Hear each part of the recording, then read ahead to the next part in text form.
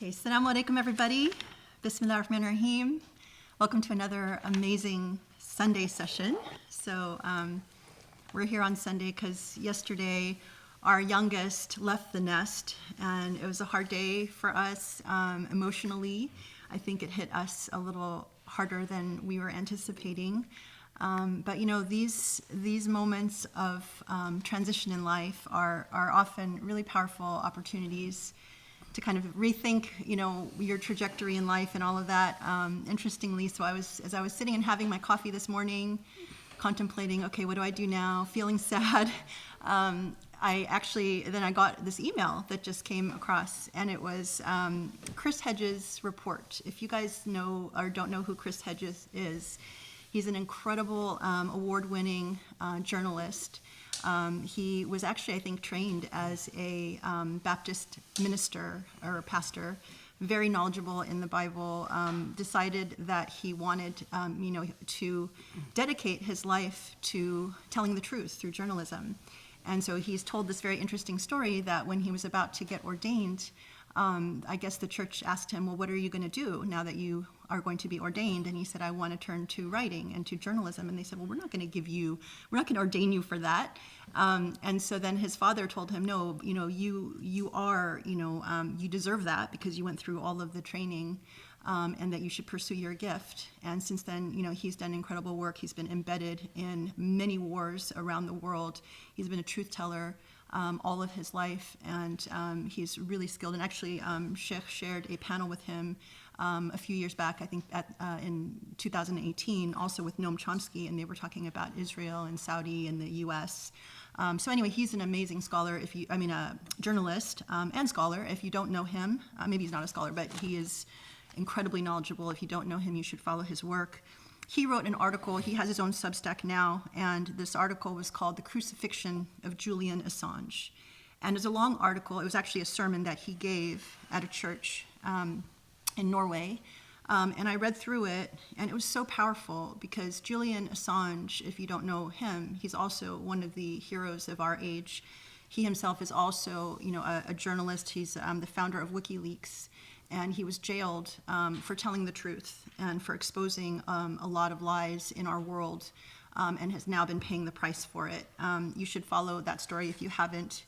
But it was an important article that I wanted to share because it really touches on so many of the things that we talk about here and how important it is to stand up for truth and oftentimes to go against the grain, to be a truth teller, to fight against power structures, things that, you know, say what is really uncomfortable, what no one wants to say, no one wants to acknowledge, but for those people who do, they pay the price in so many different ways. And let me just share a few excerpts because, you know, I think if you are a truth teller or someone who believes obviously in this path, it will resonate with you. So just a few things from Chris's article. Living in truth is not about the pursuit of happiness. It does not embrace the illusion of inevitable human progress. It is not about achieving wealth, celebrity, or power.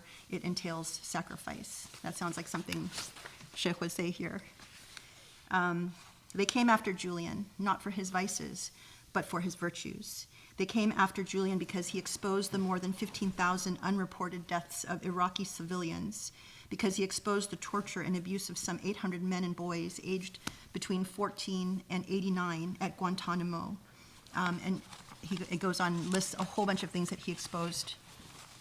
And that he exposed that Obama and Hillary Clinton and so many people in power authorized hundreds of targeted assassinations, including those of U.S. citizens in Yemen, and that they secretly launched missile, bomb, and drone attacks on Yemen, killing scores of civilians, because Julian exposed the contents of the speeches Hillary Clinton gave to Goldman Sachs, for which she was paid $675,000, a sum so large it can only be considered a bribe, and that she privately assured corporate leaders she would do their bidding while promising the public financial regulation and reform. And on and on and on. He exposed the truth. He exposed it over and over and over until there was no question of the endemic illegality, corruption, and mendacity that defines the global ruling class. And for these truths, they came after Julian, as they have come after all who dared rip back the veil on power. And then another beautiful quote that I thought I would share, he quotes Augustine. Quote, "Hope has two beautiful daughters," Augustine writes. "Their names are anger and courage. Anger at the way things are, and courage to see that they do not remain the way they are." It's a very long article. Again, it's called The Crucifixion of Julian Assange. You can easily find it by Chris Hedges, and I would really encourage people to read it. It's really powerful and struck me also because it's such an important juxtaposition to something that Sheikh talked about in yesterday's khutbah. And of course, as always, I have to call out the amazing khutbah from Friday, sorry, not yesterday. And it's titled, "The Case Study of Nahed Metwali and the False Dignity of Victimhood." So the case of Nahed Metwali is, a woman who basically she says she had a dream or a vision where she saw a blue-eyed, blonde-haired Jesus, and this inspired her to dedicate her entire life to basically trashing Islam, and made a ton of money for it. Never read the Bible, and by the end of her life became fearful, read the Bible for the first time, realized it didn't make sense, and now has converted back to Islam and is definitely apologizing to Muslims. I mean, after spending 30 plus years, allowing her name to be published alongside, and taking credit for 20 books, being supported by the Islamophobic network. It's a very interesting case study. But actually what I wanted to highlight was what Sheikh talked about in the second khutbah, which is referred to the false dignity of victimhood. This is this article that just came out maybe fairly recently by Hamza Yusuf, and it's called "Cultural Devolution: How the New Victimhood Culture Rejects Human Dignity and Divinity." And, in terms of this idea of questioning power, sadly, this article does exactly that, supports, tries to create an argument that you shouldn't question power, that you should accept your place in the world, that basically rule of law is accepting the power structures as they are and the hierarchy as it is, and that you should basically, if you are oppressed or you're a victim, that this is a false consciousness, because part of dignity is accepting whatever your place is that God gave you, so that you shouldn't engage in critical thought, you shouldn't challenge power, you shouldn't question, and basically turns this whole argument on its head about standing up for justice, standing against oppression. This is just such a travesty, as someone had written in response to this beautiful khutbah. It's really unbelievable. There's just simply no words to describe how egregious it is that one of our so-called scholars, who so many people follow, would write an article like this. It basically conveys his position, and as he's been very consistent, that we should not stand up against injustice and oppression. This is something, it's a very long, detailed article. Most people probably will not read it. But I just wanted to put it out there because this is the kind of damage from the inside that is funded, by people in power, by the power structure of our world, and sadly the people in power in Muslim countries. This is exactly what we as ethical Muslims need to educate ourselves about and speak out against. And if we have to be like a Julian Assange within our tradition, we absolutely need to do that, because these articles made me think about what is my role now I'm entering this new transition in life where it's like, okay, you have a certain amount of time left in this world, and how do you want to spend it? What do you want to be fighting for? What do you want to be sacrificing for? And in this space, we certainly are trying really hard to educate Muslims in particular about injustices in the world that affect, certainly humanity at large, but more specifically, the things that happen in our house. And I think we have to take responsibility for that, and it starts with education. So I wanted to call that out, if you're interested in reading that. I mean, Sheikh really lays out the argument about this article, and so much of what Hamza Yusuf says, and it's really wrong. It's really goes against everything that we believe in and that we should stand for. So anyway, I'm so excited, again, to continue on this journey of learning between, the tafsir the weekly khutbahs, this book of Illuminations, and hopefully, inshallah, the seerah afterwards, we're going to have so much to build our strength from. And I continue to get really lovely messages from people who find this work empowering. So, I pray that all of us will continue to be, elevated and empowered. And, may God help all of us stand up for injustice. So thank you, Sheikh, and looking forward to another amazing session, inshallah. بسم الله الرحمن الرحيم وسبحان الله العلي العظيم والحمد لله رب العالمين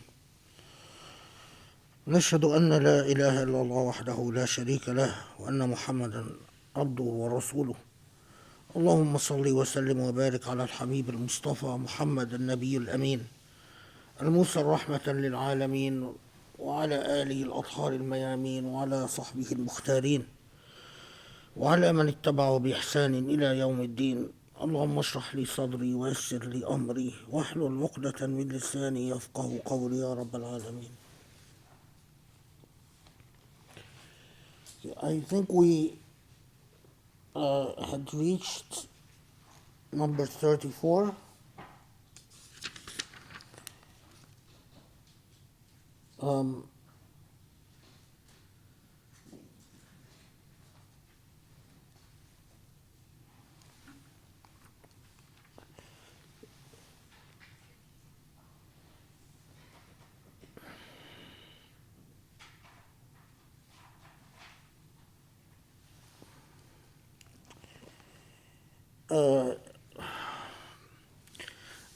I don't want to go off on a digression.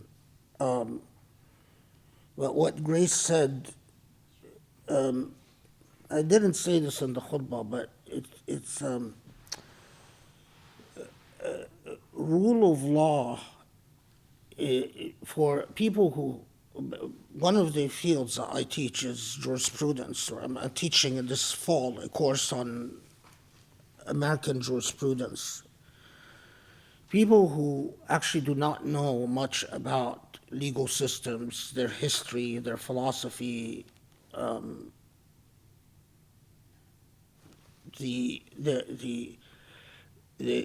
many transformations of systems of law and what human beings, the way they related to law, the way they dealt with law. It's very easy for people whose law knowledge are very limited to say things that for those who studied a lot about systems of law sound so absurdly ignorant. And one of these claims is the argument about that rule of law is utilized to be equated with what is moral and good. That sort of formalism, that sort of classism, that type of attitude to the rule of law is so medieval. It belongs to, and it takes us back. It's like the people who contemplate that the earth is flat. It's like they've negated centuries of human thinking. And when it is asserted in a Muslim context, Muslims become the paradigm for what is backwards, retarded, ignorant, because rule of law could be very unjust. I mean, it depends on what the law is. You could have, there's no reason to always think that just because it is the law, that it is fair or just or moral or ethical or equitable or anything. The law could serve a tyrant. The law could serve a fascist. The law could serve a Nazi. The law could serve Muhammad bin, the king of, or the ruler of Saudi, the de facto ruler. Or the law could serve the de facto ruler of the Emirates. Or the law could serve a Sisi of Egypt. Especially that tyrants hire techno experts that can always draft the law the way to achieve the objectives of immoral power. So the issue is, and then to say, well, it's all about dignity. And what dignity requires is that you obey the law, even if it's unjust. There's, as I said in the khutbah, there's no dignity. There is absolutely no dignity in honoring injustice. In fact, the entire message of Islam was exactly to challenge that idea, the falsehood of idealizing and deifying human institutions like the rule of law that are unjust, that you only deify God, and by deifying God, the reason you challenge injustice is because you are not committed to life on this earth. You think to yourself, even if I suffer, even if I'm persecuted, like Julian Assange, or like Chris Hedges for that matter, what I care about is the hereafter. So, and that passion is so strong in me that while other people, because they care about the dunya, are going to cower before injustice, I will stand up to injustice. So when you find a Muslim that comes in and says, oh, yeah, I'm all about the akhirah, but what the akhirah requires of you as a Muslim is to cower before injustice and to believe that being dignified is to know your place, and to know your place, that to honor the tyrants in life, and to honor the corrupt rich, and to honor whoever happens to hold a high position within the hierarchy of power, is so corrupting of the Islamic message. It is mind-numbing. As we will see, actually, this relates to a lot of the principles in Hikam al-Ata'iyah. Because if you really understand what the Hikam al-Ata'iyah are talking about, it is wedding yourself to the divine, so much so that you literally become disinterested in whether a ruler values you or does not value you. You become disinterested in prestige, in reputation, in riches, and if Allah truly occupies your heart, you have no space and no tolerance to be in the company of an unjust ruler, and leave alone take part in honoring an unjust ruler, even honoring an unjust ruler by implication. So it is a profound lack of piety. A profound lack of piety. What passes for Islamicity these days, what I am seeing all around me, bought by Emirati money and petro money, Saudi and Emirati money, is a profound lack of iman. It truly makes the Marxist critique of religion as the opiate of the people, it becomes genuinely true. Articles like that, it is as if it makes Marx a prophet. Then Marx's critique that religion is the opiate of the people becomes absolutely true. That it is an opiate, it is just a way of numbing people to the necessity of change, the necessity of standing up for any type of injustice, against any type of injustice.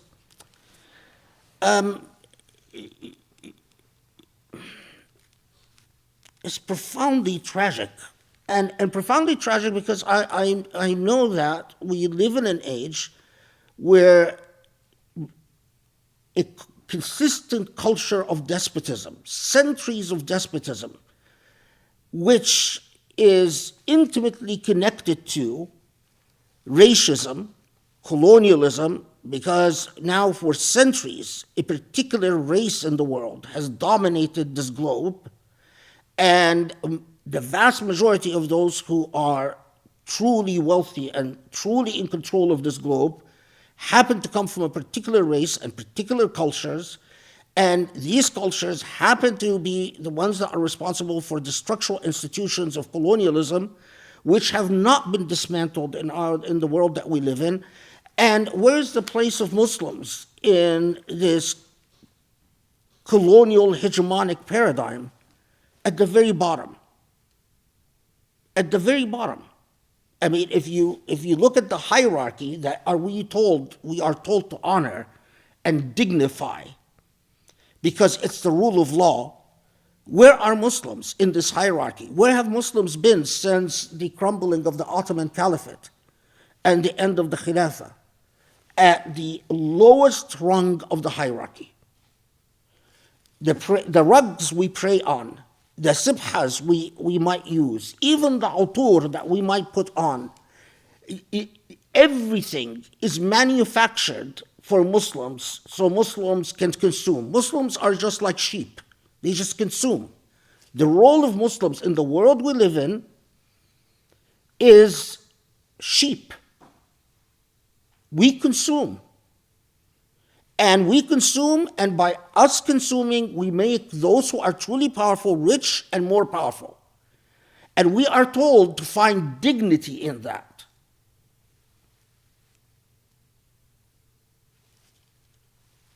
It is mind-numbing. And to think that this is where a lot of Muslims go and get their education, and this is where a lot of Muslims who are eager to find some type of Islamic education, because Usuli doesn't have 1% of the resources of a place like Zaytuna, because of course people in power know who to give money to. Our fate is just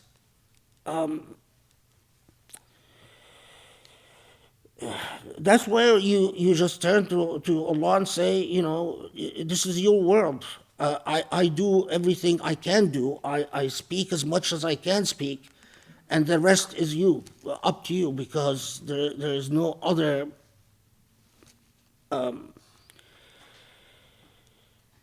anyway.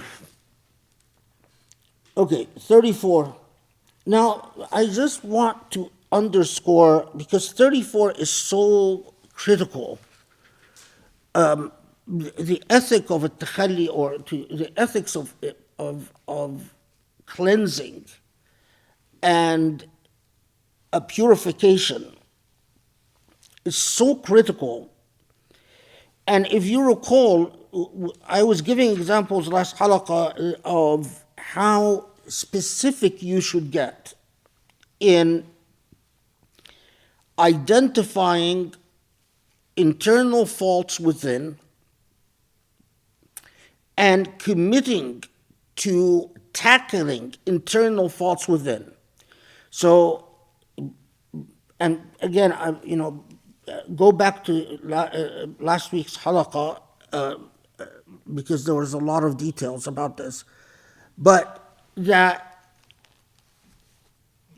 it takes a great deal of bravery to admit to yourself, for instance, that you're stingy or that you're miserly, and to say, well, I commit and I'm going to take concrete steps and I'm assuming here that you're not working with a sheikh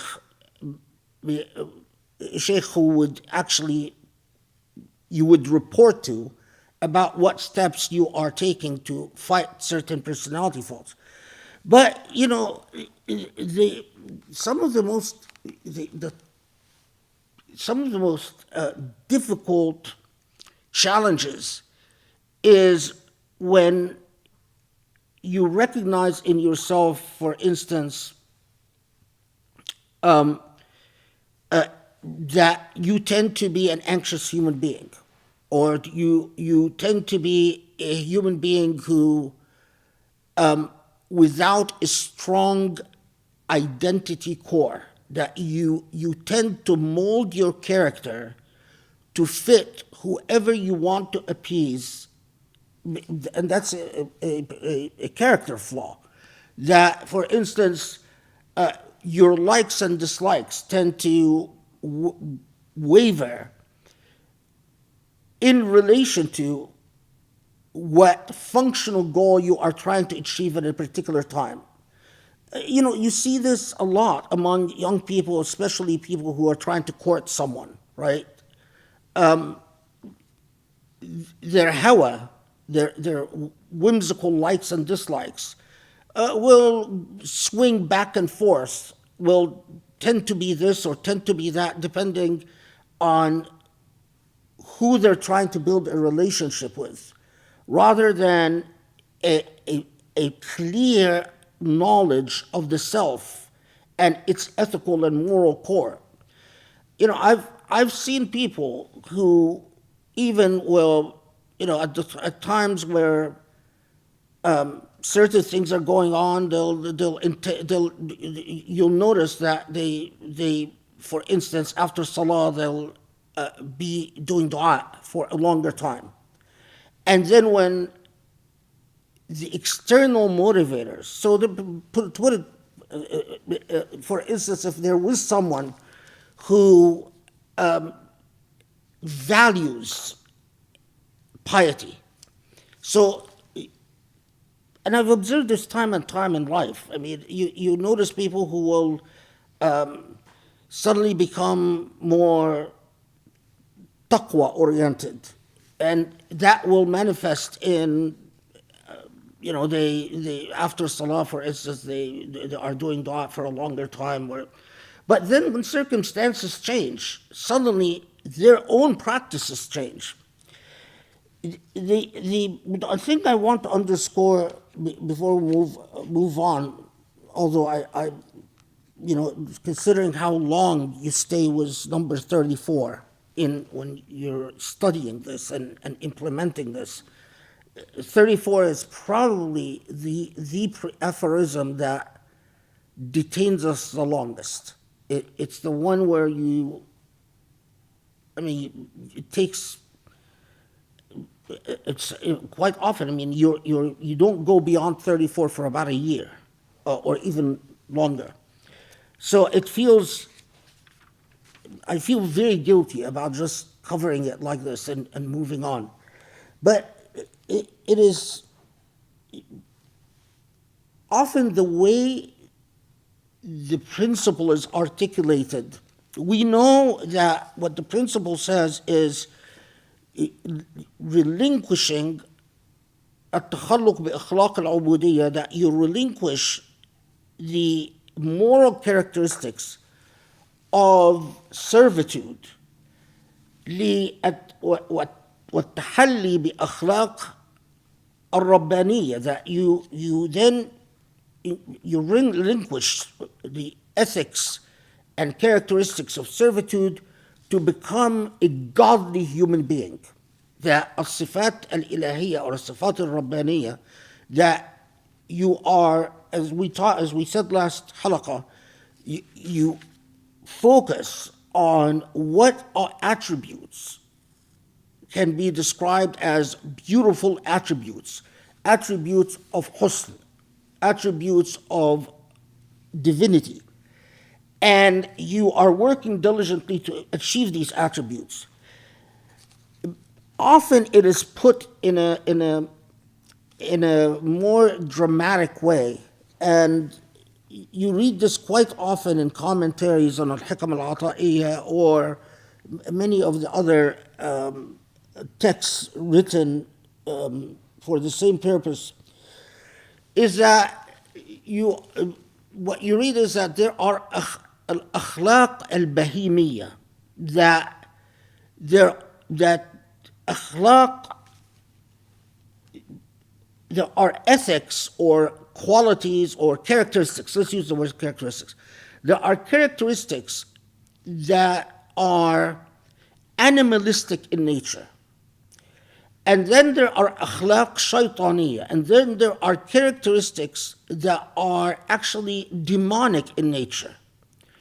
A characteristic that is demonic in nature, in other words, a characteristic that is never good, like jealousy,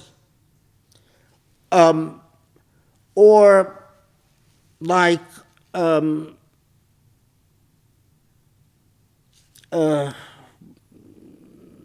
can't think of another example. I'm blanking out, but hold on, maybe I can find one. Yeah, okay. Riya. Riya means pretending to be what you are not in order to achieve a material advantage. Okay?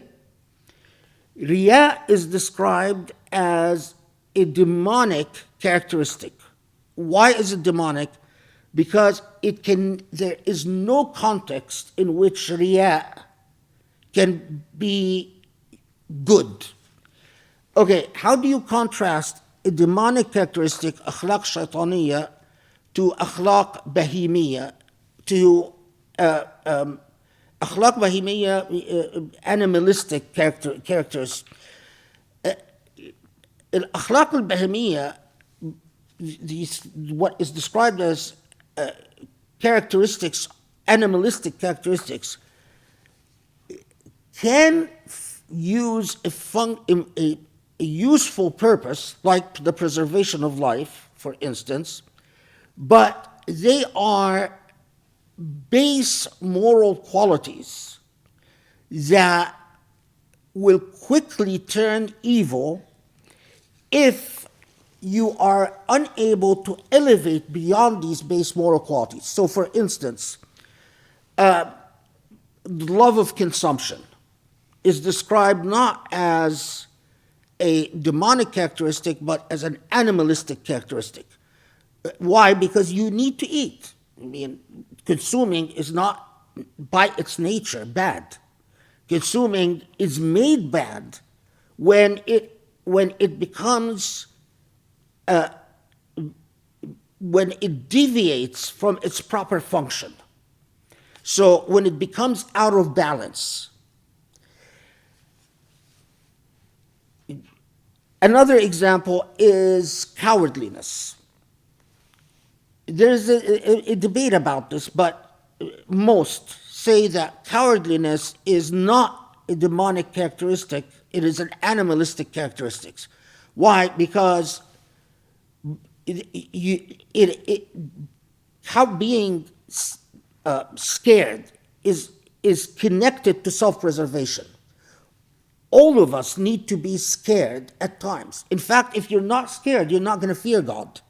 You're not going to care about the hereafter or hell or punishment.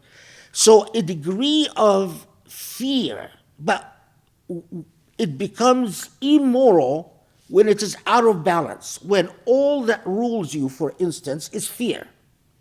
Now, why do I mention this? Because if you are, whether you are with a sheikh or, let's take the two examples. If you are with a sheikh that actually knows what they're doing, they will tell you, as you work through your inner faults, identify what is an animalistic characteristic, an animalistic fault within you. So, for instance, I think of eating all the time.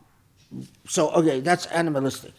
And what is faults within you that are akhlaq shaytaniya, that are demonic characteristics? Okay, I tend to be very jealous, or I tend to want to hurt people who I think are better than me. Just I tend to be a hypocrite. That when I see someone that I want to impress, I actually lie and I say things. So that would be described as demonic. Animals don't do that. And it doesn't, some have tried to argue, but no, it's related to self-preservation, and then we get into, but let's keep things, at least stay away from the philosophical arguments about. But then you delineate, okay, so you separate the two. And with animalistic characteristics, the focus on what is required to attain proper balance. So it's not that I'm going to rid you of fear, but what degree of fear is reasonable for self-preservation and what degree of fear is actually harmful. While demonic characteristics, your sheikh should have a zero tolerance policy. They're bad, they're inappropriate. If you're suffering from a demonic characteristic, you will never, the hujub, you will never achieve a maqam shuhud. You will never be in Allah's presence, or the veils will never lift for you to have a genuine experience with the divine. Demonic characteristics are like veto power to a genuine experience with the divine. Animalistic characteristics, it depends. You could struggle with animalistic characteristics, but and still have an experience with the type of experience that we describe as maqam shuhud, where you know the divine directly and personally, and you see reality for what it is. Now, it's very important. Why? Because you have people that struggle with what we described as animalistic characteristics, and they beat themselves. And because of the lack of clarity about what's a demonic characteristic or an animalistic characteristic, they beat themselves for their entire life. So, for instance, they have a sweet tooth, okay, and they struggle with the sweet tooth for their entire life. As long as they're struggling to control it, it will not be a veto, an absolute impediment to an experience with the divine. If they do not confront it at all, if they don't struggle with it at all, if they're not fighting it, yes, it will be an impediment. Because then you are in a state of oblivion. You are in a state of ghaiba. And you cannot have that experience with the divine if you're in a state of ghaiba. But as long as you are aware of it and you are struggling with it, it is not an absolute impairment. Very different from demonic al-akhlaq al-shaytaniyya. Very different from demonic characteristics. So, another example. Sexual desire is a natural human desire. It is a desire, it is described as sexual desire is an animalistic characteristic. It is necessary for procreation. It has many other biological functions. So we learn to control it and to channel it and to balance it. Because it is a khulq bahimi, ridding yourself of it is not a moral good. Unlike demonic characteristics, where actually cleansing yourself of it is a moral good. Animalistic characteristics, it is not a moral good to actually rid yourself of it. So someone that says, I swore I will never eat food, and I will just consume, pills that keep me alive. That's not a moral good. That's not a khair. But sexual desire could take the form of something that is demonic when it is coupled with the desire to dominate and humiliate and control. So someone who has their sexual desire, it becomes interlinked with the desire to assault people, rape, in other words, or different forms of sexual assault, or to degrade the other, or to demean the other, or to hurt the other. Now here, that is khulq shaitani. It you know, they're yeah, okay. You know, whether, no, let's skip over that. I don't want to get into it. I was thinking of arguments, you know, there are some interesting arguments about people who have masochistic tendencies and so. But it's definitely when you are demeaning and degrading another human being, that's demonic. So that must be eradicated within the self. Now, so all of this, if you notice, I said if you're working with a sheikh. Now, what if you're not working with a sheikh? And so here, Allah sees your effort. And remember the hadith that is mutawatir, that is of a high authenticity, that if you take one step towards Allah, God takes 10 steps towards you. Here, just the effort, now with this amount of learning, with that little amount of learning, if you actually apply yourself and you sit and you say, Allah, you know, I don't have someone who's guiding me, but to the best of my ability, I am going to confront the animalistic faults in me, and I'm going to work to balance them, to fix them so that they're not harmful. And I'm going to confront what is demonic within me, and I'm going to try to work to eradicate it. Allah knows your effort. And whether objectively, if a sheikh comes into the picture and says, oh, you haven't made any progress at all, or a sheikh would say, you've made amazing progress, what Allah responds to you in proportion to your juhd, to your effort, and to your niyyah, to what your intentions are.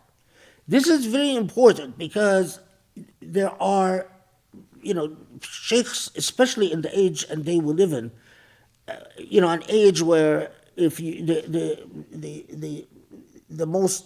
the best sheikhs are often thrown in prison and persecuted and, you know, go into exile and run. And you know, I was just listening to reading this thing about the plight of a lot of shuyukh who are in exile in Turkey, and and it's really sad. I mean, all of these, they're the cream of the crop, and all of them have been forced to flee their homes and have a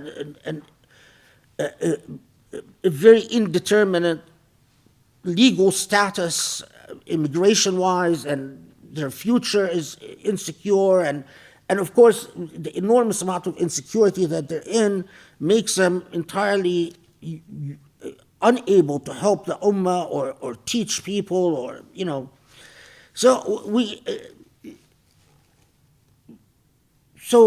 a lot of people use the excuse of, well, there is no sheikh, to take themselves off the hook. No, even if there is no sheikh, you know the basic principles. Your effort will determine your status with Allah, not whether you are ultimately successful or not. That's something Allah knows, you know, the degree of your objective success. But your effort. The last thing I want to say about this is that, I've said this before, but I want to emphasize this because I keep getting, I mean, it breaks my heart, and I can't tell you how just like, I keep getting messages from young people, either that know me or don't know me, either people that, you know, at some time in the past in my life, they tell me, you know, you talk to me, so I don't have a good memory, unfortunately. So I don't always remember all the people I talked to or met or whatever. But the crisis of faith, I mean, it is like such a consistent thing. I'm suffering. I'm losing my path, my way. Help me.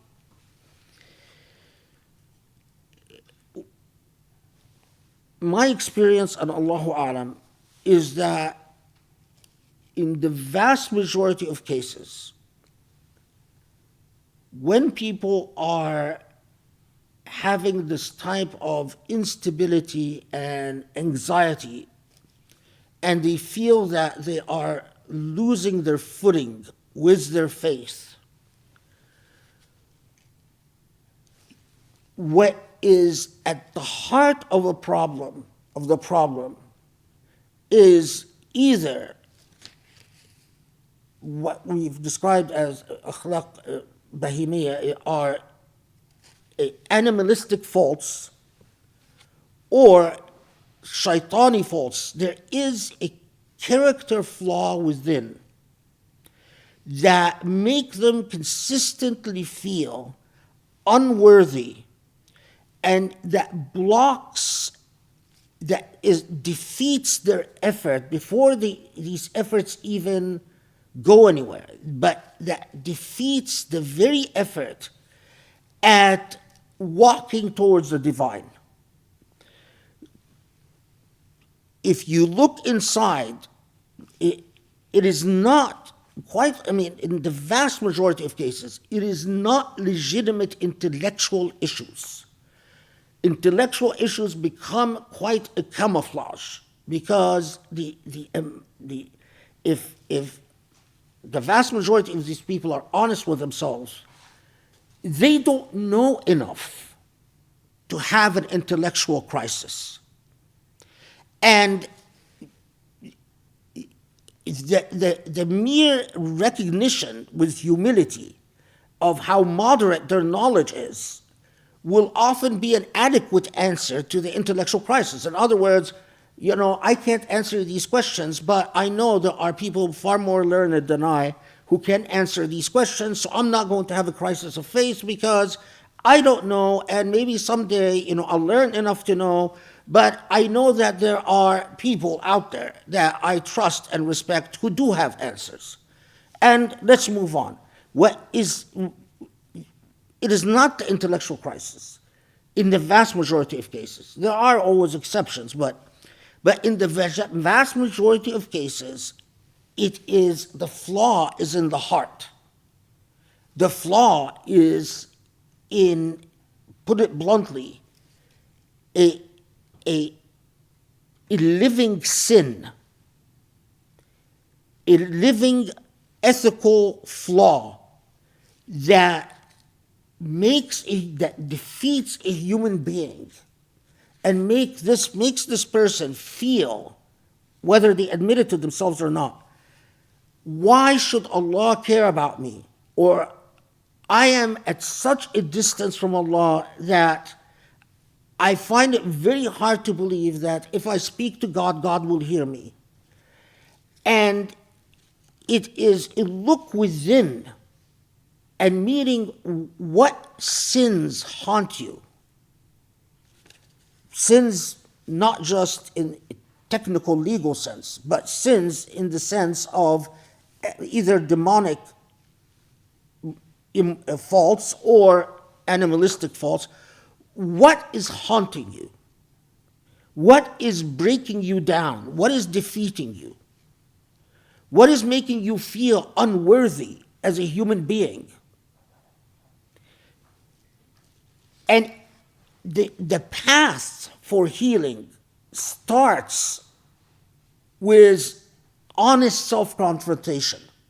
So when we talk about principle 34, and remember 33 says that looking within is always far better than some type of intellectual understanding of divinity. Because it is consistently, if you self-cleanse, if you confront what is base within, what you will ultimately discover if you undergo a real cleansing, that within is nothing but God. When you remove all the garbage, you collect all the garbage and you throw it out, you will discover that what is truly within is nothing but God. and that it is your garbage that covered over God and that veiled God from you. Okay, is this point clear? I mean, I feel guilty because normally you spend, a very long time, month or a year or even longer, where you're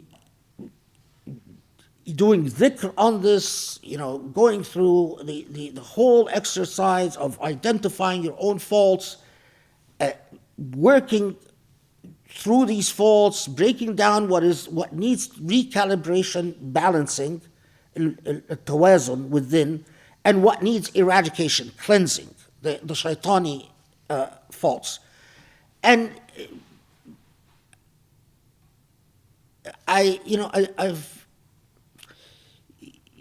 when you do this, the experience is so liberating, and it has an irreversible impact on you. And it is very hard to try to communicate how liberating the experience is. But also scary. This is the point where, you cry, you break down, you weep like a baby, you crumble on the floor. It's because when you actually see what is within, and when you really look within, you become terrified. It's like, I want to be clean. Why do I have all this dirt inside of me? I want to get rid of it. And so it is a profound experience, and words, there's a huge difference. In law, you have the law that you learn in the classroom, and then you have clinics, clinical experiences. And a clinical experience with the law is an entirely different thing than a doctrinal experience with the law. They're different animals. A doctrinal class can never give you a sense of what it means to have a clinical experience with a case. Both are important, because without the doctrinal, the clinical becomes a joke. But that is what I'm struggling to express, the clinical side of the experience, not the doctrinal side.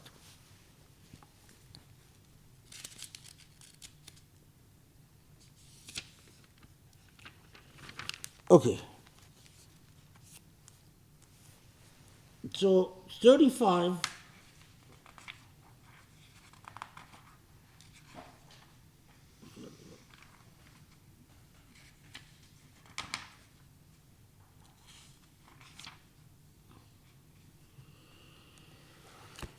Okay, so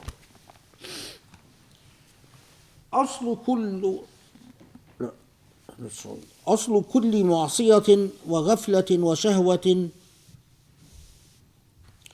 أصل كل معصية وغفلة وشهوة الرضا عن النفس، وأصل كل طاعة ويقظة وعفة عدم الرضا منك عنها.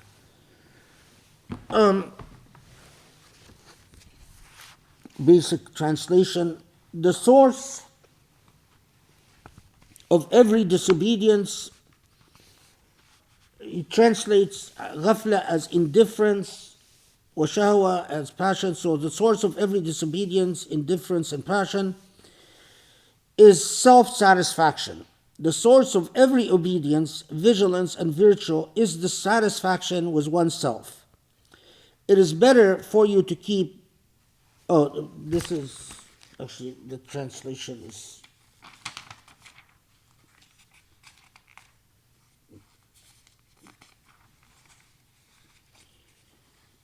Yeah, the second part of the aphorism, it is better for you to keep the company with an ignorant man. Let's take that in a second. Let's just deal with the first part first. So the source of every obedience, every state of ghafla is every state of obliviousness and estrangement from the divine, where you are just can't connect with God. وشهوة shahwa is not, passion could be good or bad, but shahwa is always passion that has stepped from the realm of the reasonable to the unreasonable. So the inappropriate desire or unlawful desire. It says الرضا عن النفس is that where you, الرضا عن النفس here is not just being satisfied with yourself, because it could be that you're not exactly satisfied. But الرضا عن النفس here really is excusing the self, is forgiving the self, telling the self, it's okay. وأصل كل طاعة ويقظة وعفة عدم الرضا منك عنها, that and the basis for any moral good is not to be satisfied with the self. Okay, so the most important thing here is to balance this so that we know that Allah tells us, in the Quran, فَلَا تُزَكُّوا أَنفُسَكُمْ, that literally don't commend yourself. فَلَا تُزَكُّوا أَنفُسَكُمْ هُوَ أَعْلَمُ بِمَنِ اتَّقَى. This is in Surah Al-Najm, that don't commend yourself, don't pat yourself on the back, don't tell God who is good, because Allah knows who is truly pious. One of the expressions that you often, it comes from the Prophet ﷺ, لا أزكي على الله أحد, that I can never assume in Allah's sight to know who's truly pious and who's not truly pious. That's from a hadith from the Prophet ﷺ, that you should not get into that frame of mind where you assume to know who is in good standing with God and who isn't in good standing with God. So a strong lesson in humility. But the context of this, and especially with 35, principle 35, is I touched upon this towards the end of the last halaqah. I think it was in relation to a question that Brian had asked, that self-flagellation is from shaitan. It's actually considered a demonic characteristic. The desire to torture and degrade the self is not an animalistic characteristic, it's actually a demonic characteristic. Same with self-hate, is considered a demonic characteristic. There is a world of difference between the humility of saying, I want to be critical so that I have a reasonable understanding of my real position with Allah subhanahu wa ta'ala. If I objectively have done things that where Allah would be unpleased with me, and if I have, I know my belief in Allah is most merciful and most forgiving. So the door of repentance is always open. It's never closed. So have I done enough to repent for what I've, and can I challenge myself not to do it again? Because it is often when a human being doesn't trust that they are capable of making a commitment not to repeat the sin, that's where often self-flagellation and self-hate comes in. Is that you've done a sin and you've weakened and done it again and again, and then you tell yourself, I don't know if I'm going to be able to not weaken again. And then the self-hate creeps in, the demonic creeps in. Allah knows what Allah expects from you is that you do your best, that you are vigilant. And there is no cap on the number of times that Allah will forgive you if you ask for forgiveness. And if Allah knows that you are truly struggling with it. I mean, remember the story of the well-known hadith of the person who was in Medina who was consuming alcohol and was flogged, the hadd al-sharb al-khamr, that he was flogged according to the criminal penalty for consuming alcohol. And when people at the time said something demeaning about this person, the Prophet ﷺ told him, don't say that. Because this man that you see, who has been punished for consuming alcohol loves Allah and the Prophet. So the law is one thing, and punishing this man because that's the law of the law in effect, the hadd al-khamr, and that was in effect at the time of the Prophet, is one thing. But what is in this man's heart is quite another. And even if someone is a convicted offender, that doesn't preclude tawbah, doesn't preclude repentance and forgiveness, and doesn't preclude the possibility that this person has a very high status with Allah subhanahu wa ta'ala. So, self-flagellation, where you just simply indulge in self-hate, there's no place for that.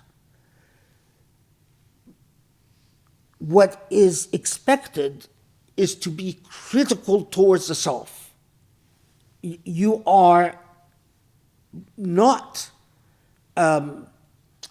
simply, there are a lot, where you just assume, I'm not, regardless of all the methodological indicators that we discussed in previous halaqah, about how you go about identifying a fault within the self. Remember, which includes even talking to your enemies and tell them, why do you hate me? Tell me what's wrong with me. Which is actually methodologically, it's actually a step that you concretely do. You're actually required to do it. If your sheikh has you go meet with, and of course, in this context, when you're in school, you can imagine how uncomfortable it is when you're in school where everyone is, and you go sit with, and suddenly your schoolmate finds you coming to them and say, tell them, I know that you really don't like me. Can you please tell me what's wrong with me? And of course, they think that's because you've seen the light, that you're a loser and they're a winner, and they don't recognize what you're actually doing. Because they're not in the halaqah systems, and they're not receiving religious upbringing, and so, it's anyway.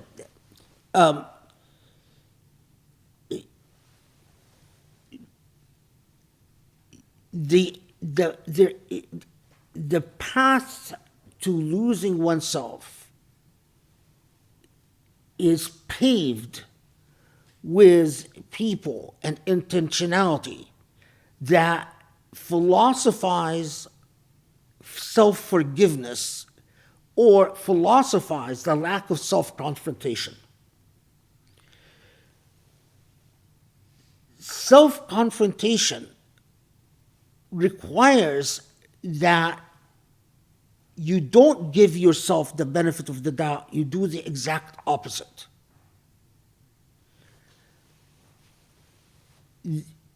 Let others who love you give you the benefit of the doubt, but your job is not to give yourself the benefit of the doubt. Your job is to say, I'm not going to give myself the benefit of the doubt. I am going to confront my faults and confront myself with my faults before others have an opportunity to even confront me with any of my faults. So that literally the standard used is nothing in your book of sins in the hereafter should surprise you. Imagine this is the exercise that you do. We know, as a Muslim, if you're a believer, you believe that your sins are being recorded and your hasanat are being recorded.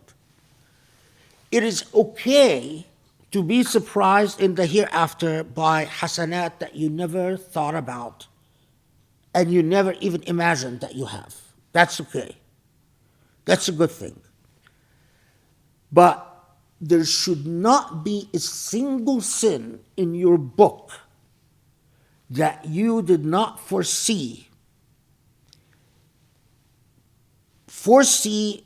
before, during your life on earth. And if you are among the fortunate ones, the people who actually done a good job with their life, you did not only foresee the sin, but you tried to do something about it. At least let the effort, yes, it's in my book, Allah, I knew that, and you know that I knew that, I predicted it. But here's what I tried to do about it. Whether I was successful or not, at least let this be my appeal. Let this be appeal on my behalf. I tried to do whatever it is. I gave money to the poor. Of course, in the old days, I freed slaves. I prayed extra. I did more dhikr. I fasted more. I tried to keep a track at the number of times I lost my temper, or I tried to keep track of the number of times I was jealous, and confronted myself. There should be, for every sin that you foresaw, an effort that you can point to say, Allah, look here, this is the effort I put into trying to address the sin. If you visualize this and you try to it doesn't matter how old you are, you try to re-raise yourself from that paradigm, you'll see the transformations in so many things in your relationship with Allah. The obstacles, the barriers between you and the divine will start melting away. So now let's take the second part to it, because it's important. وَلِأَنْ تَصْحَبَ جَاهِلًا لَا يَرْضَى عَنْ نَفْسِهِ خَيْرٌ لَكَ مِنْ أَنْ تَصْحَبَ عَالِمًا يَرْضَى عَنْ نَفْسِهِ فأي علم لعالم يرضى عن نفسه وأي جهل لجاهل لا يرضى عن نفسه. Now this is very important. Okay, so it is better for you to keep the company of an ignorant man who is self-critical than to keep company with a learned man who is satisfied with himself, who's not self-critical. For what knowledge is there in a self-satisfied scholar? A true scholar cannot be self-satisfied. A true scholar will always be interrogating the self. And what ignorance is there in an unlearned man dissatisfied with himself? And this is really, really, really important. And I, again, the colonized Muslim world and the tyrannical rulers that govern the Muslim world in the name of colonialism have stripped Muslim culture of so much.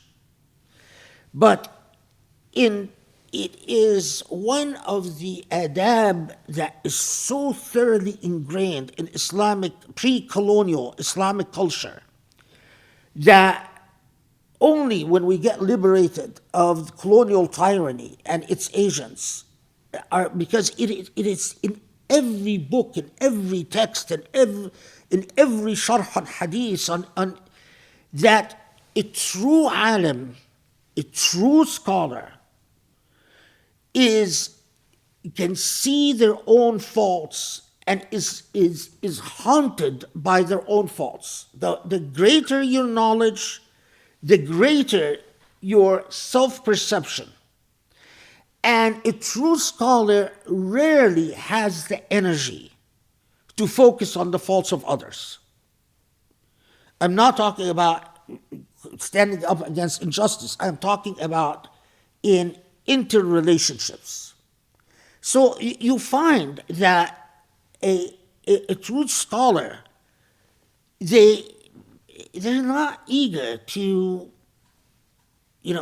be a know-it-all with their students, with their family, with their friends, with their community. And in fact, often you have to pursue them and to sort of drag them, figuratively kicking and screaming to get them to divulge what is inside of them. This is among the adab that is like, I can't tell you how much it is ingrained with the sort of the so-called learned people that I've encountered in the West that are, I don't know, very hip style. They know it all. They're constantly shooting.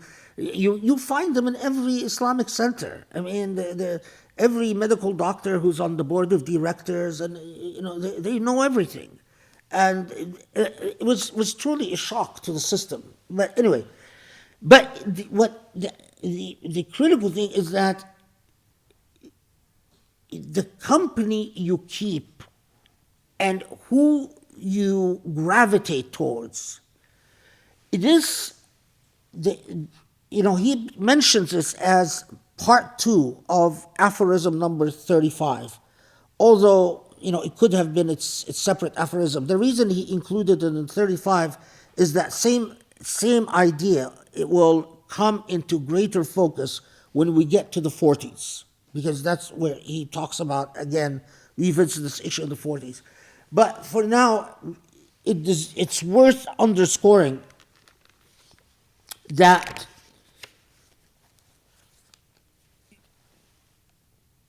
a scholar who is not self-critical is disqualifying. And when it comes to making moral judgments as to the moral company you keep, and this translates to your friendships, it translates to choosing partners in marriage, it translates to everything. The person you are picking and the company that you are keeping and the relationship that you are building, are they a person capable of critical self-insight? Are they self-correcting? Or are they resistant to correction? Because if they're resistant to correction and change, especially if they're significant in your life, the same attitude will infect you.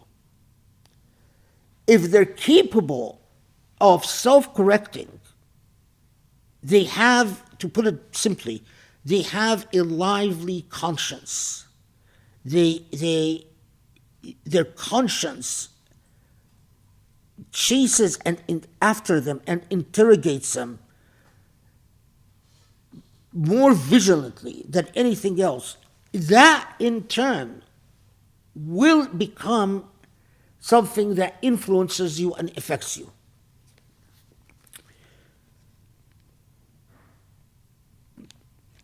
Yeah, anyway, okay. What time is it? 8:40. Okay, let's.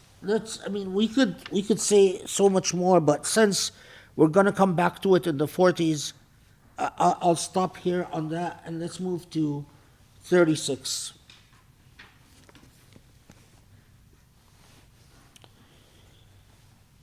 شعاع البصيرة يشهدك قربه منك. وعين البصيرة تشهدك عدمك بوجوده. وحق البصيرة يشهدك وجوده لا عدمك ولا وجودك. 36 is intense. Okay. So first, I'm going to tell you terms of art, okay? It starts out by شعاع البصيرة. That translates as the ray of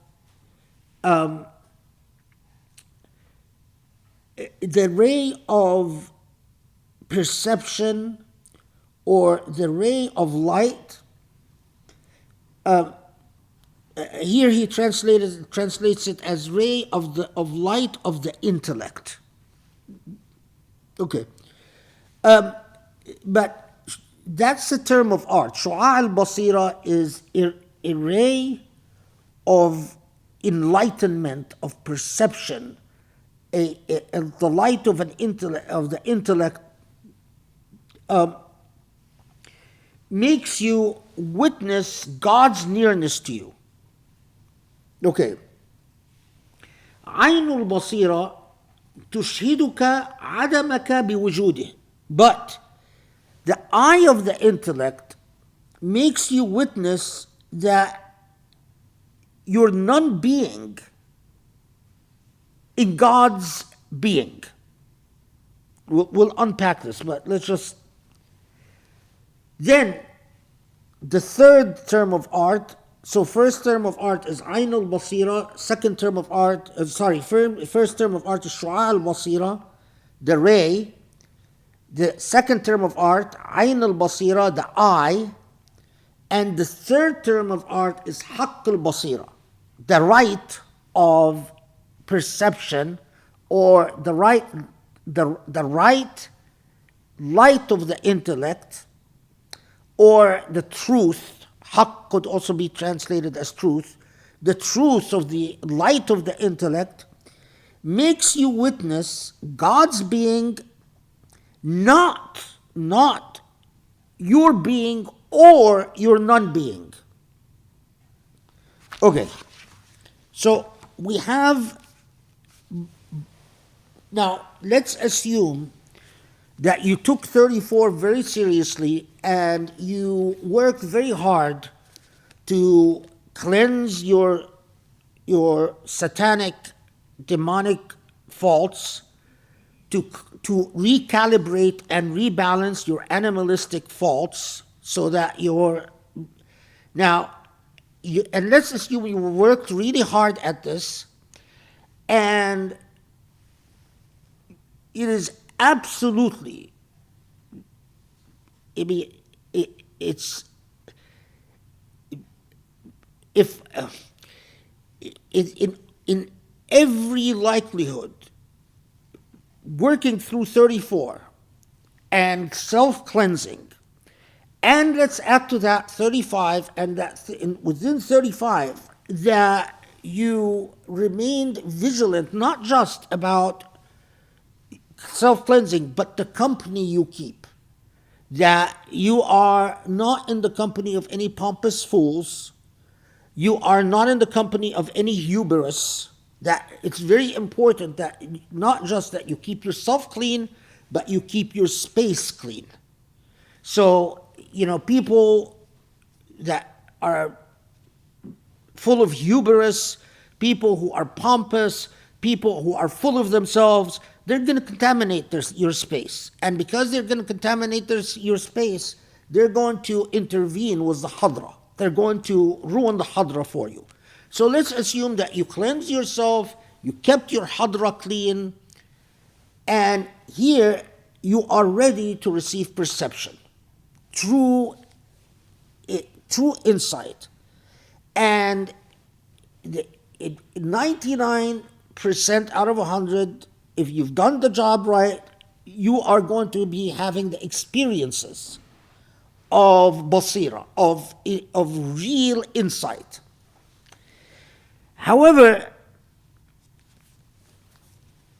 basira here is broken into three distinct types and three distinct experiences. And the language that we speak is very much, this becomes terms that are used in evaluating where we are, where we want to be, how, where we want to get, and all of that. So, Shu'a al-Basira, first, the idea of Shu'a al-Basira is actually not that. Shu'a al-Basira is the stage where you still see things largely through the power of reason.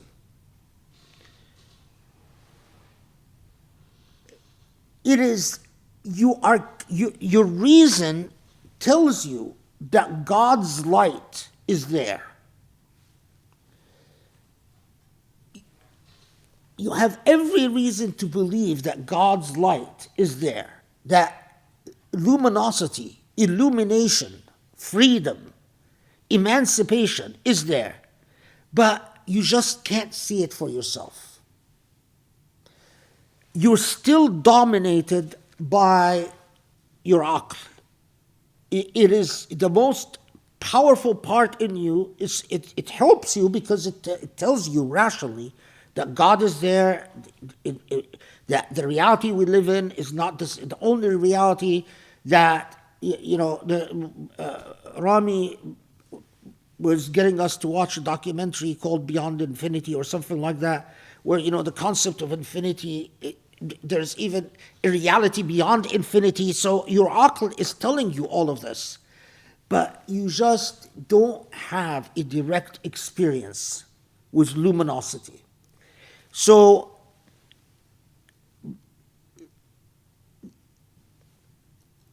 and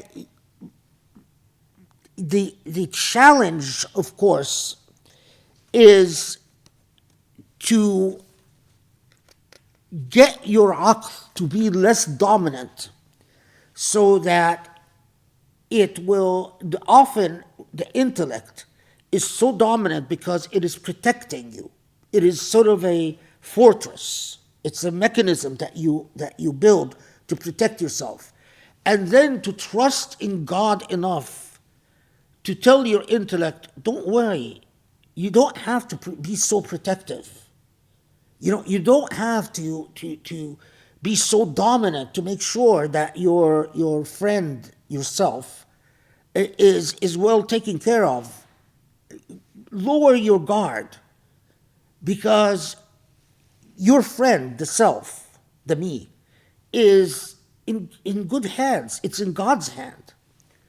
Very big step, and something that you work for in.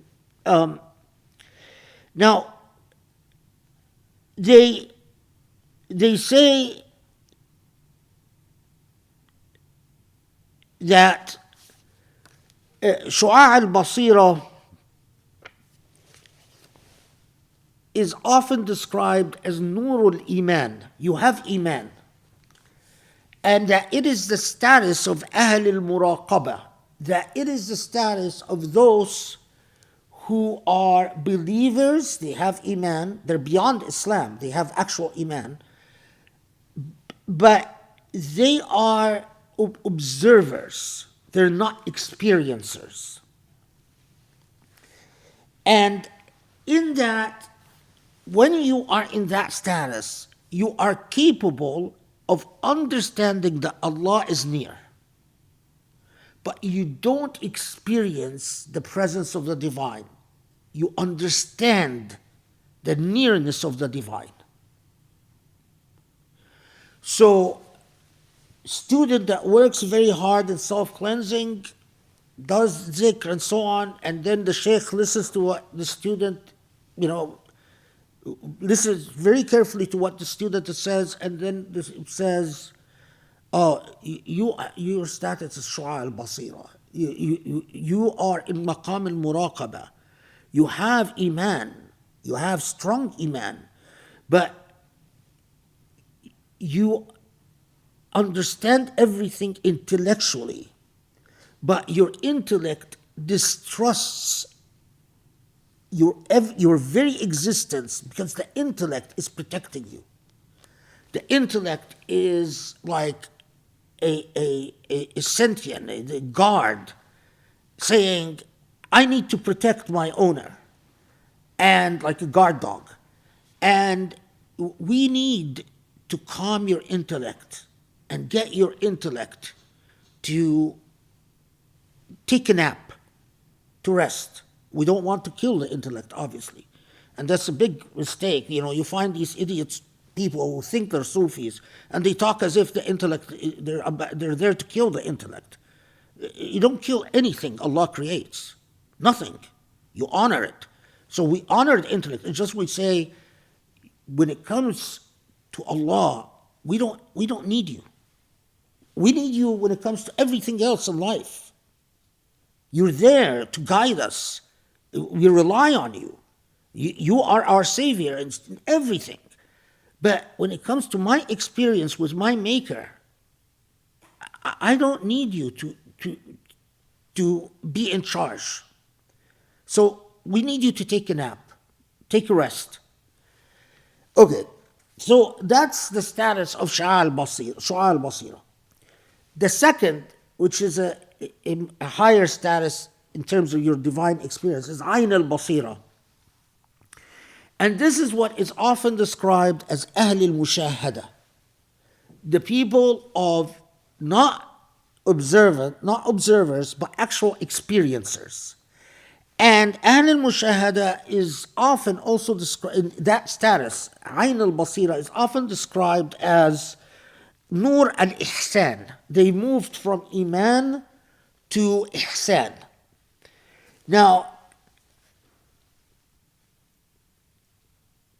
so it is not that you intellectually perceive God's light, but you actually experience God's light.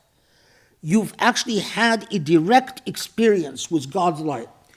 And because you've experienced God's light,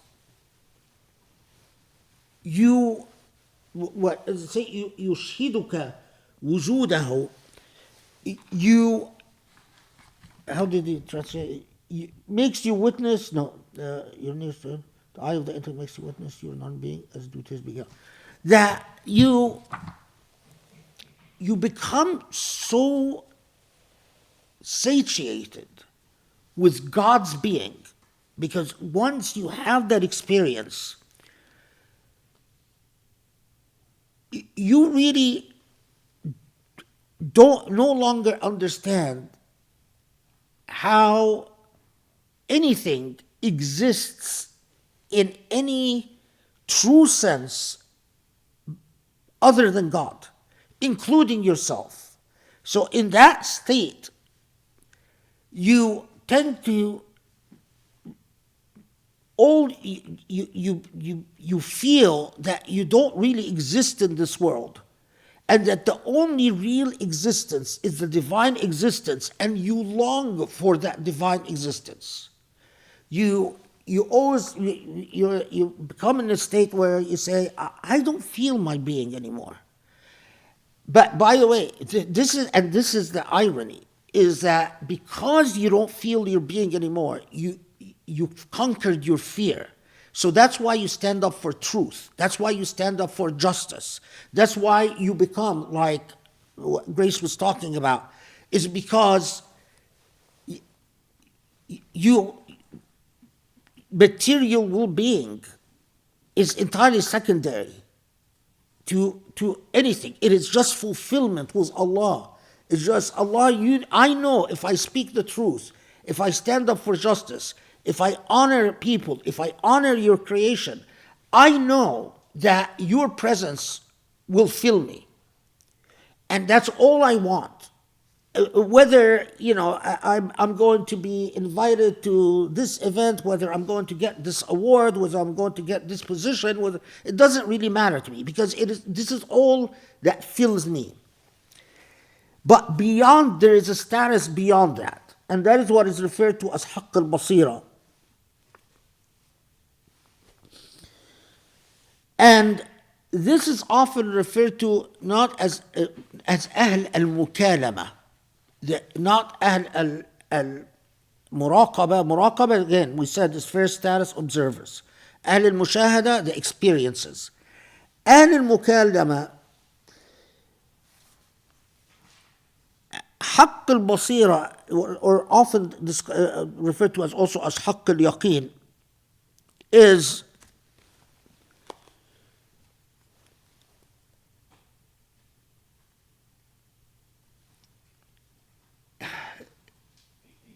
where you get to a point, and this is the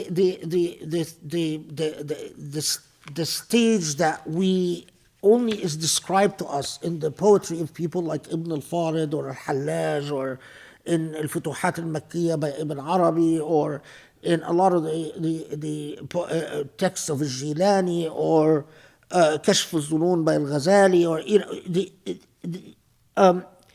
where it's not that you experience the light, but you no longer see anything but the light. It is not that you have episodes where you sit and you have an elevated experience with Allah, but that experience actually never leaves you.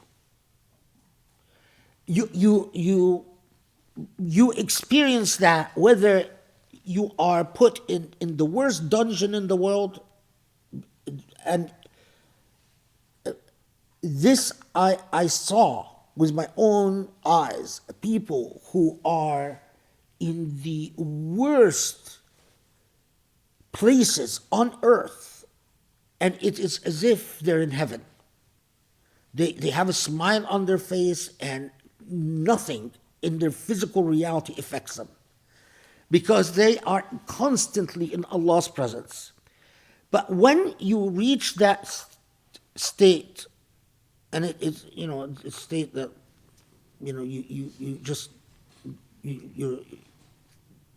you beg that Allah blesses you with and takuna minhum, that you be among them. When you reach that state, you realize that understanding the relationship as your non-being vis-a-vis Allah's being is actually wrong. Rather, it is neither your being or your non-being is what detains you or what is even relevant. It is like saying, I neither exist nor not exist. I am, but in poetry, how is it described? الملك والملكوت وكذلك الجبروت كلها نون. It is innate that existence is but a figment of Allah's will.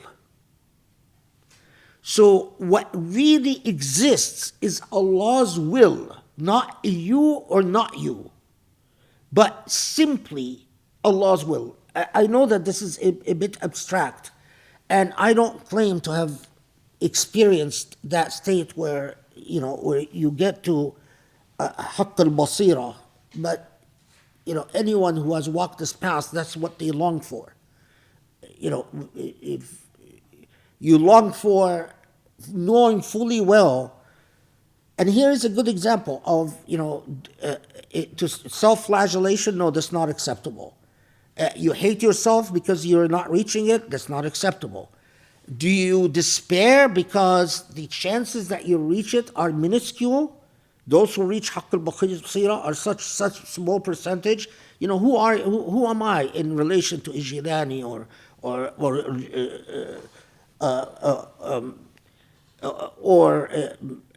Ibn Arabi or Hallaj, or who am I in relation? But do you despair and you say, okay, there's no chance, so no. You continue doing what you can to achieve it, and you entirely trust Allah completely, whether Allah wills it for you or not wills it for you, and you accept Allah's judgment fully and completely as to whether Allah wants you to reach this status or not. It is not up to you, and it's not something that you, but it is an important part of your relationship to. Now, notice the implications of this. That there's Islam, but beyond Islam there's Iman, and beyond Iman there's Ihsan. Ihsan is the perfection of beauty, the perfection of what is ethical and what is virtuous.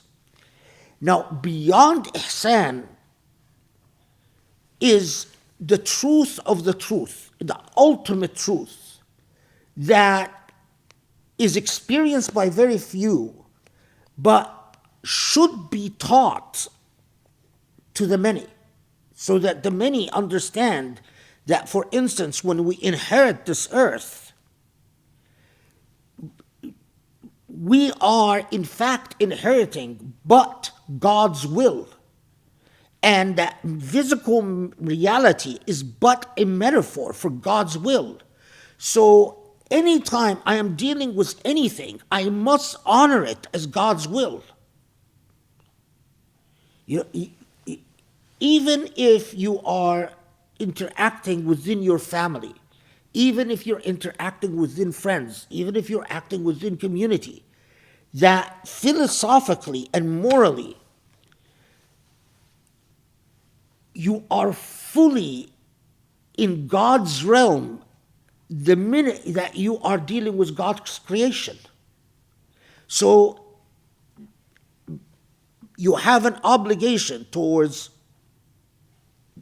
God's values and akhlaq al-rabbaniyya. So when you are not free, for instance, to say, I think the pursuit of beauty is vain. That's a divine value. It's not up to you to say whether you want to pursue it or not. It's not up to you to say, I've decided that being greedy is a virtue. That's a demonic value. You cannot. Some modern philosophers are philosophizing the value of greed or the value of selfishness, or that these secular trends that you get into philosophy. From an Islamic perspective, that's not up to you.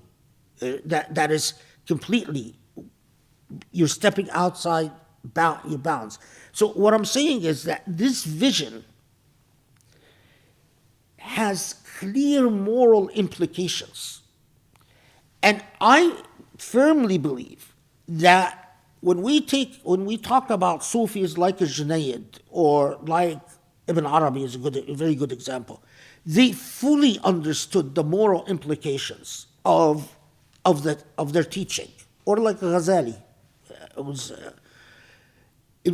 and you'll see when we get to the 40s what they say about Sharia. This is even made more explicit. Unfortunately, the colonized Muslim world, even Sufism became a colonized discipline, so that you today find a lot of people claiming to be Sufis who don't understand the moral implications of what Sufism taught about reality and truth. Okay, what time is it?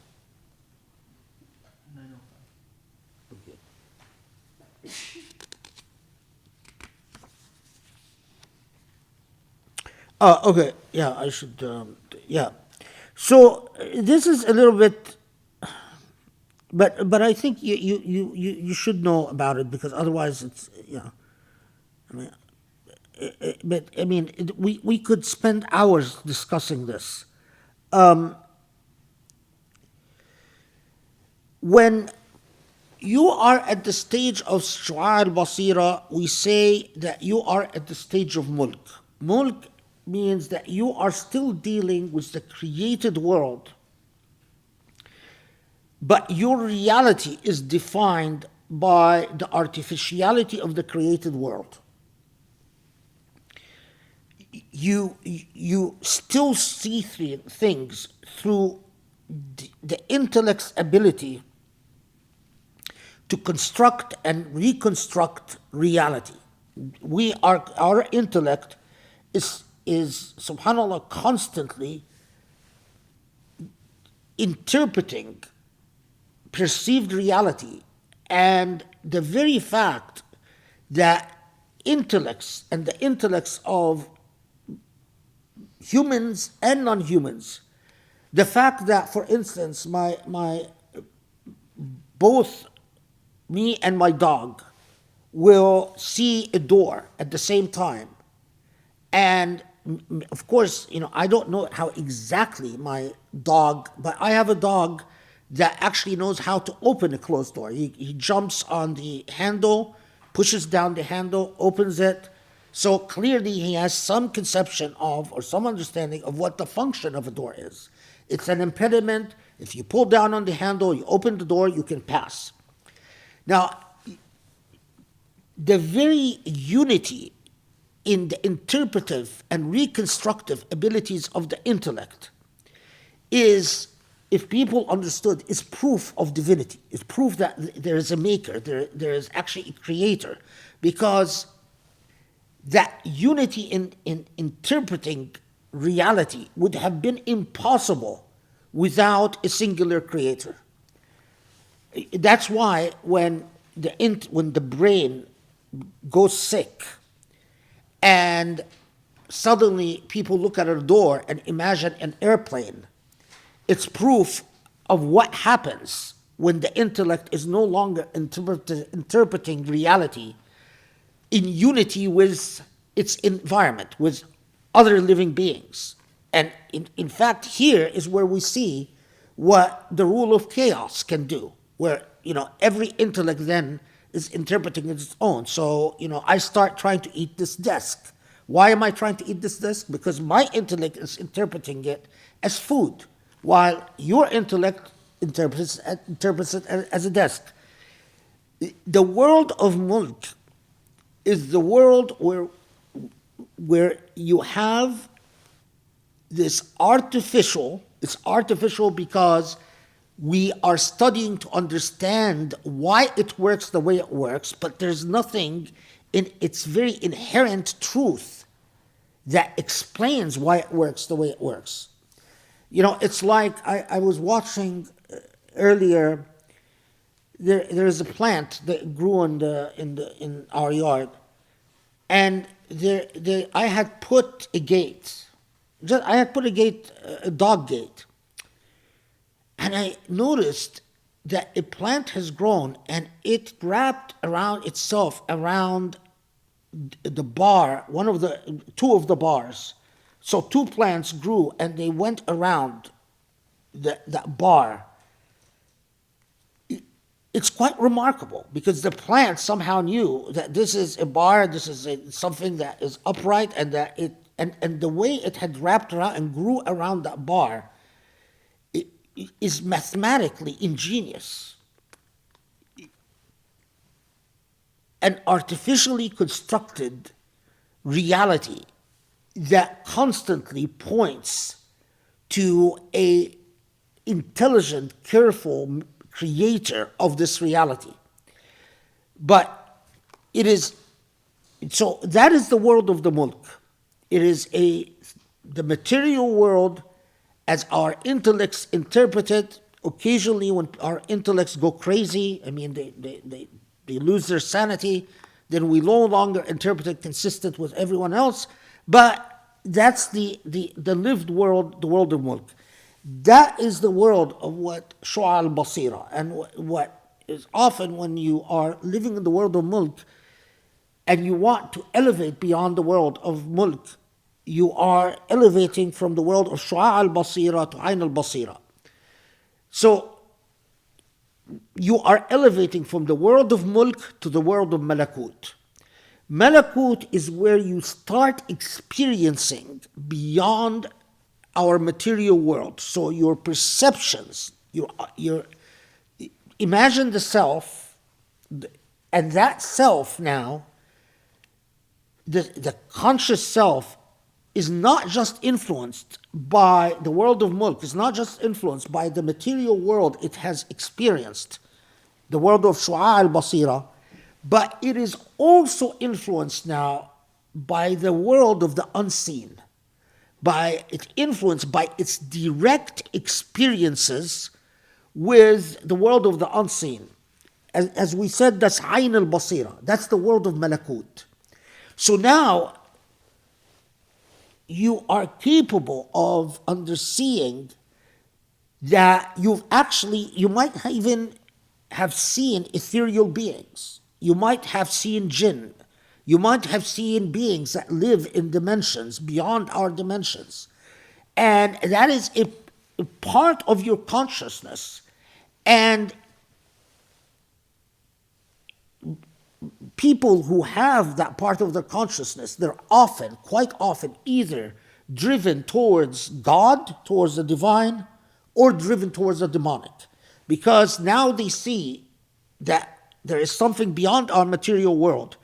And they're quite often, very often, either gravitate towards surrendering to the dark side and making it the prevalent reality, or, of course, the divine side. Of course, the divine side is what we describe as the world of Malakut, and the world of the seen and the unseen. And that's in Ayn al-Basira. Are the Mulk and Malakut halaqas? Okay. Now, finally, there is a stage, the stage of Haqq al-Basira is what is often described as the world of Jabarut. Jabarut, the best way, I mean, Jabarut is, there are two, I've used in the past the word Jabarut to refer to the mundane world. But in this context, it actually doesn't refer to the mundane world. The world of Jabarut refers to the reality, the world, the world as it exists in the truth of divinity, unsullied and untampered with by the material world. Why do they call it the world of Jabarut? Because it is the world that is subject thoroughly to the will of God without free will.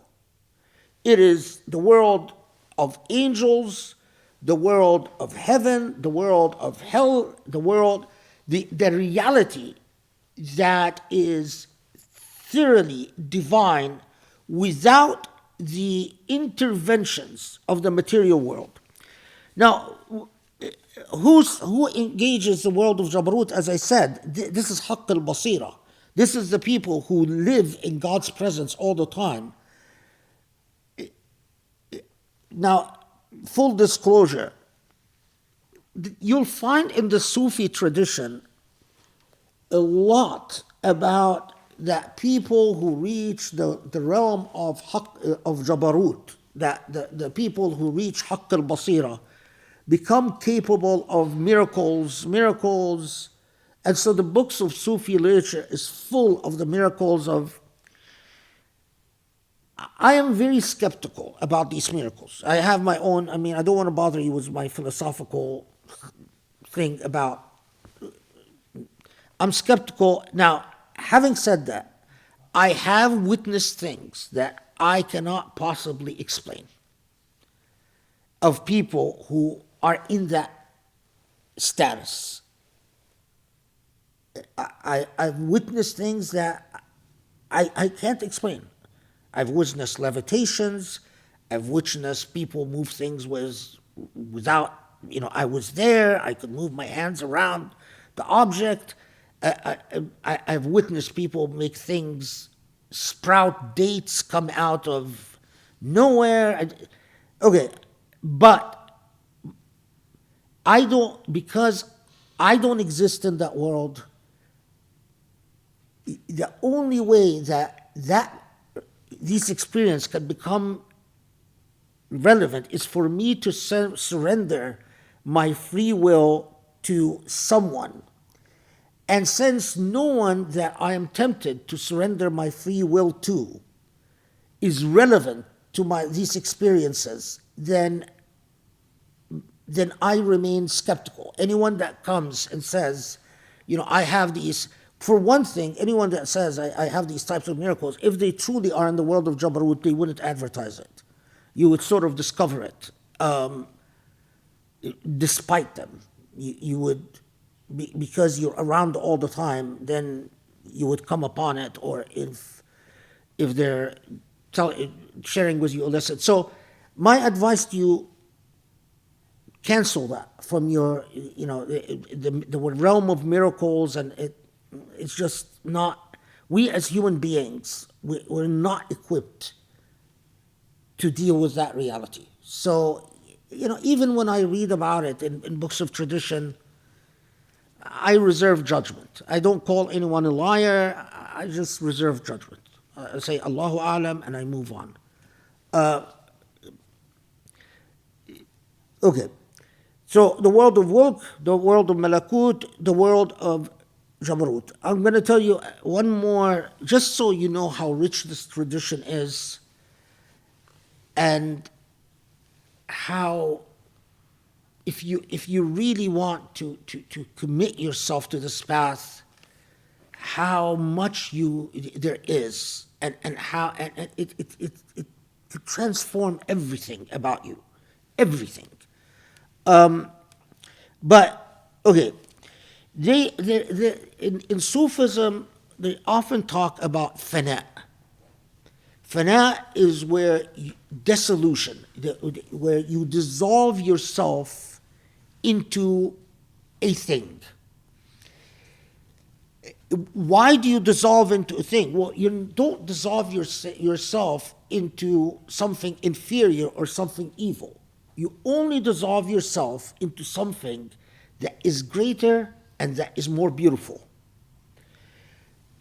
That's the concept of fana. And fana is when you actively make every effort to literally, to say, lose yourself in a morally superior state. So when we say in the world of Shu'a al-Basira, Shu'a al-Basira, which as we said is the world of mulk, your fana is al-fana fil a'mal. So your teacher comes and says, you say, I want to dissolve myself in Allah. And your teacher says, no, you're not at this stage. Your stage is not malakut. Your stage is not at all ayn al-basira. Your stage is still in mulk. Your stage is still in shura al-basira. And so your fana is in fana al-a'mal. You will dissolve yourself in good deeds. This is why when you go to a proper teacher and you say, I want to start this path, and they say, oh, your path starts with service. Service, how is serving people going to get me anywhere? Well, that's because that you dissolve yourself in, you realize that there is constantly a greater good than you, and you must constantly serve that greater. And you are dissolving in, not of course in a literal way, but you are realizing your real worth is in service. Okay, then when you get to the level of Ayn al-Basira or the level of Malakut, you will often find Sufis talking about al-fana fi dhat.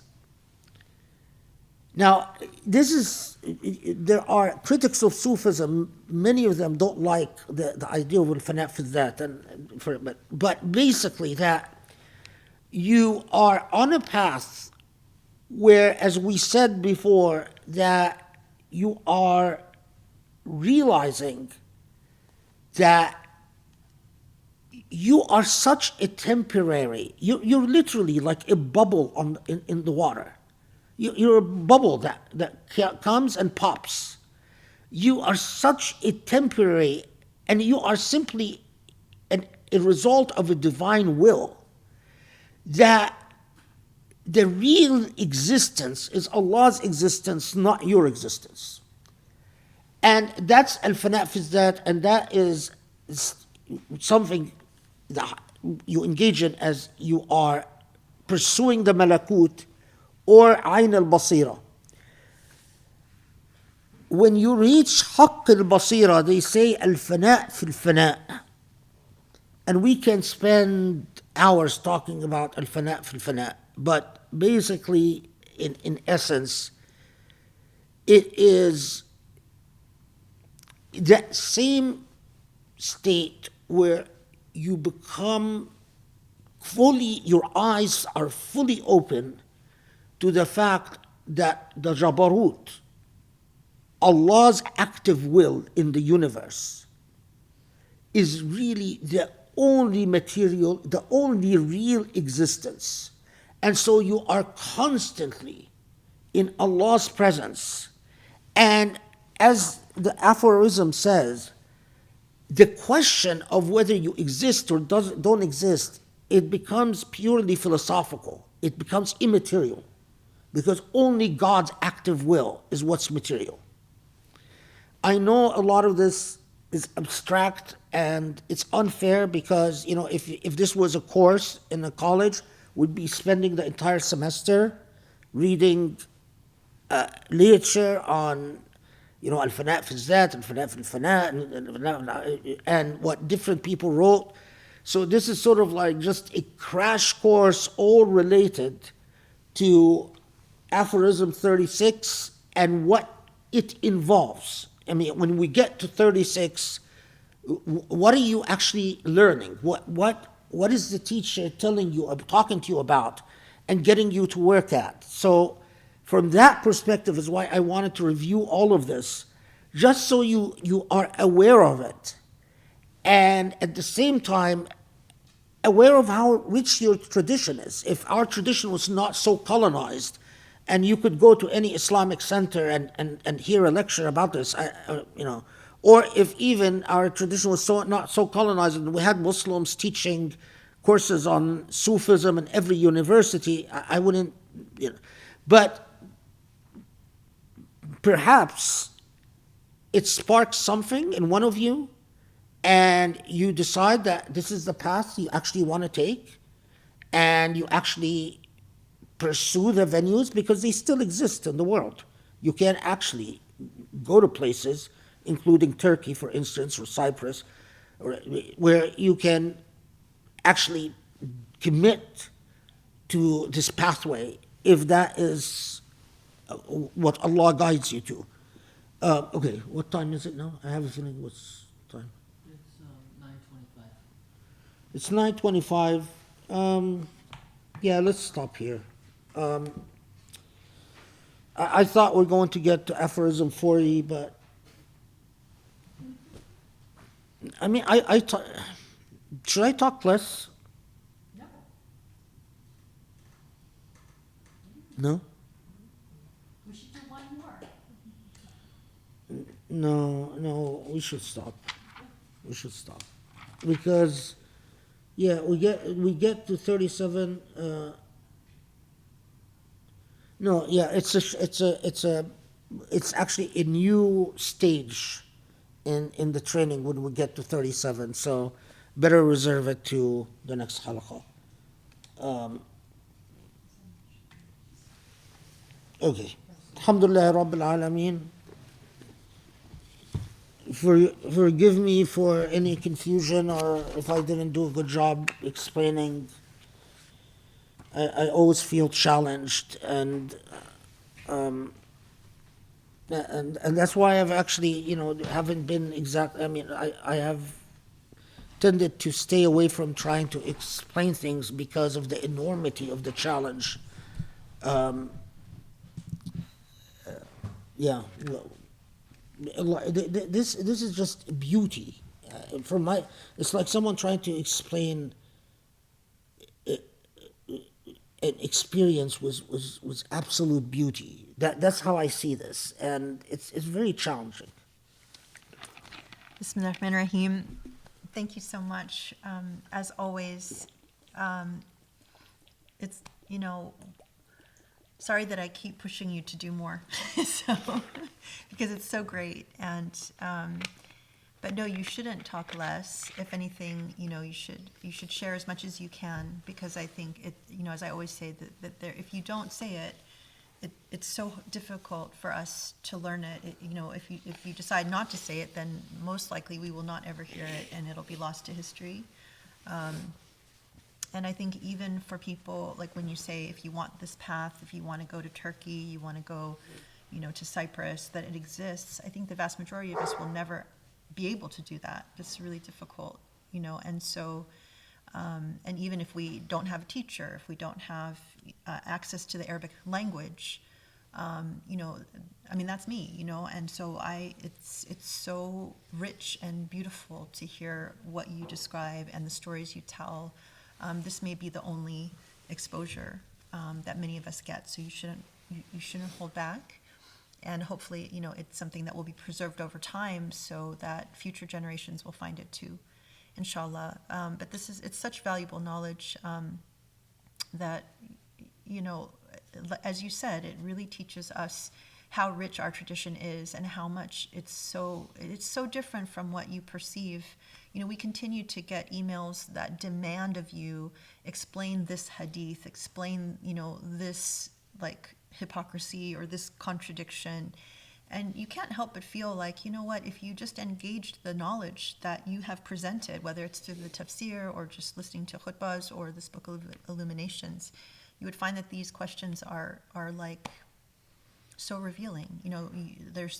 They lack in the respect of this rich tradition, and that's what you're giving us now. It's like, even if we don't know how to pursue it, we know that there's so much more out there that exists, and that in itself is a value, because then we learn to respect and love this tradition. So anyway, thank you so much for another amazing session, and I know we still have a ways to go, but it's so worth it. And don't feel bad that we only covered a few, because each one is great. So anyway, thank you everybody for being with us, and especially on a Sunday night, and we really look forward to seeing you again next week, inshallah. Have a wonderful, wonderful week. Okay. Assalamu alaikum.